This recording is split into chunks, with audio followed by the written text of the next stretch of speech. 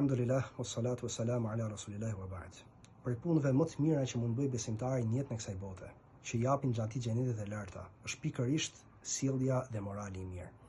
Sjellja dhe morali i mirë nuk është diçka që po e bëre mirë, po nuk e bëre nuk ka problem. Përkundrazi është diçka e kërkuar në fen tonë. Pejgamberi alayhis salam në shumë hadithe të sakta na ka treguar për shpërblimin e atyre njerëzve që sillen mirë, duke thënë njerëzit me imanin më të plotë, pra njerëzit me besimin më të mirë janë pikërisht ato njerëz që kanë sjelljen më të mirë. Gjithashtu pejgamberi alayhis salam na ka treguar se njerëzit që do jenë më të dashur tek ai dhe më afër tij ditën e gjykimit, do të jenë pikërisht njerëzit me sjelljen dhe me moralin më të lartë. Pejgamberi alayhis salam në hadith tjetër na tregon se më shumti që do t'i fusin njerëzit në xhenet është devotshmëria dhe morali i mirë, pra frika ndaj Zotit për kushtimin fe dhe sjellja e mirë që ata kanë me njerëzit. Gjithashtu pejgamberi alayhis salam na ka treguar se kush e përsos moralin, Allahu Azza kush e përmirëson sjelljen e tij, Zoti i gjithësisë do t'i garantojë atij një shtëpi në pjesën më të lartë të xhenetit. Çfarë është morali i mirë?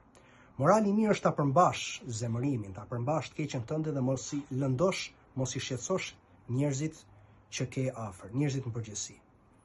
E normalisht që njeriu në këtë pjesë duhet të angazhohet gjithë jetën e tij. Kjo nuk është diçka që zgjidhet në një video 2 minutëshe. Padyshim që njeriu duhet të ushtrohet për ta përmirësuar moralin e tij. Do të përmendim disa nga shkaqet kryesore se si mundet njeriu ta përmirësojë sjelljen e tij, bëhet njeriu me sjellje të lartë. E para punës do të jesh besimtar, musliman. Pra nuk mund të shpërblehesh për moralin tënd nëse ti e para nuk je mirënjohës ndaj Zotit, nëse ti nuk e njeh atë, nëse ti nuk i lutesh Zotit gjithësisë, nëse ti nuk adhuron atë një vetëm pa shok. E dyta, duhet i lutemi Zotit gjithësisë që të na bëjë ne njerëz me sjellje dhe me moral të lartë. Pejgamberi alayhis salam ka qenë njeriu më i mirë dhe lutet duke thënë Allahumma inni a'udhu bika min munkaratil akhlaq wal a'mal wal ahwa. O Allah, unë kërkoj mbrojtje tek ti nga moralet e këqija, nga punët e këqija dhe nga dëshirat e këqija. Gjithashtu lutet duke thënë o Zoti i gjithësisë, siç e ke përmirësuar të jashtmen time, siç e ke përsosur të jashtmen time, të lutem përsose moralin tim, sepse njeriu është i dobët, nuk është se është në gjendje ta përmirësojë veten e tij, po ashtu dhe njerëzit e tij. Kjo është e gjitha dhuratë nga Zoti i gjithësisë. Kjo është e para, ti lutemi Allahu sinqerisht. E dyta është të orientohemi tek burimet ku përmbajnë moralet e mira, siç është Kurani famlart. U pyet nëna besimtarëve, gruaja e pejgamberit sallallahu alaihi wasallam, Aisha radhiyallahu anha, na përshkruaj moralin e profetit alayhis salam. Dhe ajo i tha, ai ishte një Kur'an që ecte mbi tokë. Ishte morali i tij Kurani. Pra, urdhëresat në Kur'an pejgamberi alayhis salam i zbatonte, ndalesat pejgamberi alayhis salam i lente. Prandaj kur lexojmë Kur'anin muajin e Ramazanit, aty ku thotë o ju që keni besuar, të ndalemi pak dhe ta shikojmë se çfarë Zoti i gjithësisë ka kërkuar për ne, çfarë morali ka kërkuar për ne këtë ajet kuranor. Kur Zoti i gjithësisë thotë njerëzit e gjithëmëshirshmit, robërit e gjithëmëshirshmit, të ndalemi pak të shikojmë se çfarë janë cilësitë e këtyre njerëzve dhe t'i vëmë ato në praktikë në jetën tonë.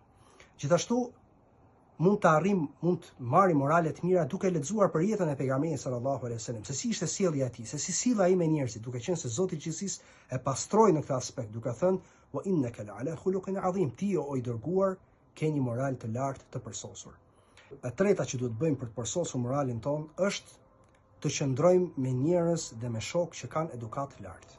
Nëse do zgjedhësh dikë për të pirë kafe, për të konsultuar, merr një shok besimtar i cili ka sjellje dhe edukat të mirë. Sepse ne dim shumë mirë që zemrat e njerëzve kështu e ka krijuar Zoti i gjithësisë. Zemrat e njerëzve ndikohen nga njerëzit që kanë përreth. Prandaj shoqërinë e ngushtë zgjidhen njerëz me edukat dhe me sjellje të lartë. Sepse i dërguari jon sallallahu alaihi wasallam na ka njoftuar që njeriu është në zakonin e shokut të tij. Një hap tjetër që bën që njeriu të përmirësojë sjelljen e tij është të përzihet me njerëzit. Transmetohet se pyetën e Isa alayhis salam, pra Isa alayhis salam, se si arritet që ta fitosh edukatën, dhe i tha e pash ignorantin me sjelljen e tij të keqe të shëmtuar dhe u largova prej saj. Njeriu kur përzihet me njerëzit, shikon sjelljet negative që ndoshta ai ka dhe shmanget prej tyre. Shikon sjelljet pozitive që njerëzit i kanë dhe mundohet t'i marrë ato. Dhe në fundit fare, njeriu duhet që të ushtrohet. Pejgamberi alayhis salam tha inel ilma bit-ta'allum. Dia është që vazhdimisht njeriu të marrë, vazhdimisht nuk arrihet dia me një moment, duhet ushtrim gjithë jetën. Gjithashtu dhe morali, o inel hilma bit-tahallum. Gjithashtu edhe morali është vazhdimisht duhet njeriu të ushtrohet, ta përbajë zemërimin, ta bëjë pjesë të jetës tij. Ashtu siç moralet e këqija duan kohë që të instalohen tek njeriu, nuk vjen për një herë. duhet që njeriu të rrimë shoqëri të keqe gradualisht, po ashtu dhe moralet e mira duan punë vazhdimisht. Lutim Zotin e gjithësisë që të na bëjë këtë Ramazan që ta përmirësojmë sjelljen tonë dhe të jemi për atyre njerëzve që të jemi afër pejgamberit sallallahu alaihi wasallam me sjelljen dhe me moralin tonë.